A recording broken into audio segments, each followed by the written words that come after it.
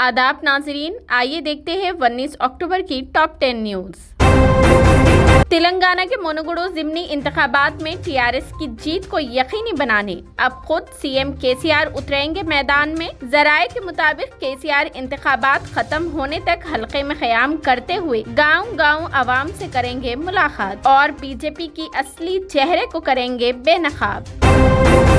Telangana high court से TRS को जबरदस्त झटका। कार से मुशाबहत वाले इंतखाबी निशानात को फेहरिस्त से निकालने से कर दिया इनकार और टीआरएस की दरख्वास्त को कर दिया मुस्तरद। कोर्ट ने कहा इंतखाबी अमल जारी है, इसी में मदाखलत करना मुनासिब नहीं। मुनुगुडु में तेलंगाना के वजीर फाइनेंस हरीश राव का रोड शो, बीजेपी पर की तनकीद। अपने खिताब के दौरान दावा किया कि अगर मुनुगुडु के ज़िमनी इंतखाबात में बीजेपी को वोट दिया गया तो मरकजी हुकूमत पकवान गैस की कीमत को 1200 से बढ़ाकर कर देगी 1500 रुपए। आवाम को चौकस रहने का दिया मशवरा।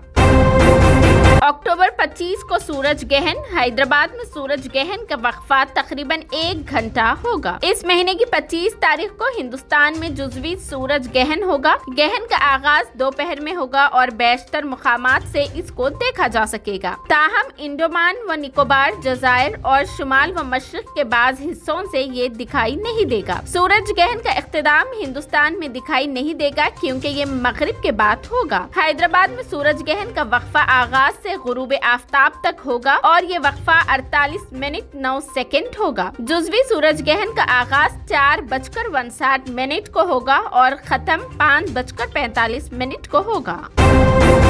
हिंदुस्तान क्रिकेट टीम के साबिक कप्तान व सदर हैदराबाद क्रिकेट एसोसिएशन मोहम्मद अजहरुद्दीन के वालिद जनाब मोहम्मद अजीज उद्दीन साहब का इंतकाल हो गया। नमाज जनाजा आज बरोज़ चाहशुमा 19 अक्टूबर 2022 को बाद नमाज जोहर मस्जिद बकी बंजारा हिल्स हैदराबाद में अदा की गई। मोहम्मद अजहरुद्दीन की बहनोई जनाब मोहम्मद हलीकुर रहमान ने इसकी दी इत्तला।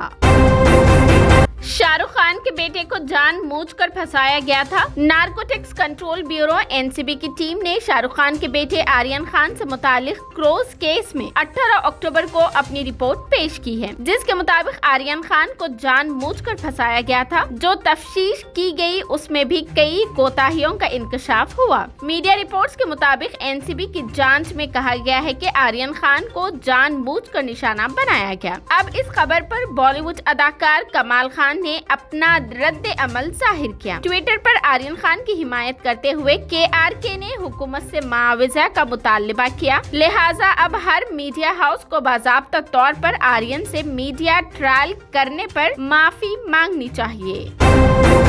भारत जोड़ो यात्रा के दौरान कांग्रेस लीडर राहुल गांधी ने आंध्र प्रदेश में किसानों से की मुलाकात। किसानों के मुतालबे की हिमायत करते हुए राहुल गांधी ने कहा, अमरावती को आंध्र की वाहिद राजधानी की शक्ल में दी जानी चाहिए वसीहत। इस ताल्लुक से कानूनी इमदाद का भी किया ऐलान। वाराणसी के ज्ञानवापी मस्जिद केस के सिलसिले में एआईएस के हलफनामा न दाखिल करने पर इलाहाबाद हाई कोर्ट ने सख्त रुख किया इख्तियार। मिनिस्ट्री ऑफ कल्चर पर 10,000 रुपए का आयद किया जुर्माना। एएसआई को जवाब दाखिल करने के लिए 31 अक्टूबर तक दी गई आखिरी मोहलत। धर्म संसद में नफरत फैलाने और मुसलमानों के कत्ले आम जैसे बयानात के मामले में अर्जी पर सुप्रीम कोर्ट ने उत्तराखंड व दिल्ली हुकूमत को भेजा नोटिस। 4 हफ्तों में जवाब किया तलब। नफरत अंगेज तकरीर करने वालों के खिलाफ अब तक की गई कार्रवाई के बारे में तफसीलात की गई तलब।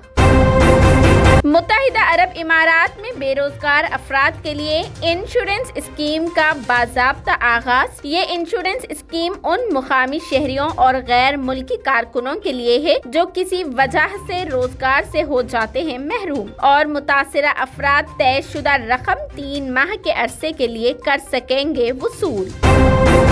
जनूबी रूस में एक साखोई लड़ाका तैयारा फनी खराबी की वजह से गिरते हुए 9 मंजिला इमारत में घुस गया। इमारत में बड़े पैमाने पर मच गई तबाही। 5 मंजिला हुई मुकम्मल तबाह। 13 अफराद हलाक, महलूकीन में 3 बच्चे भी थे शामिल। यूक्रेन के सरहद के करीब पेश आया ये अफसोसनाक वाकया।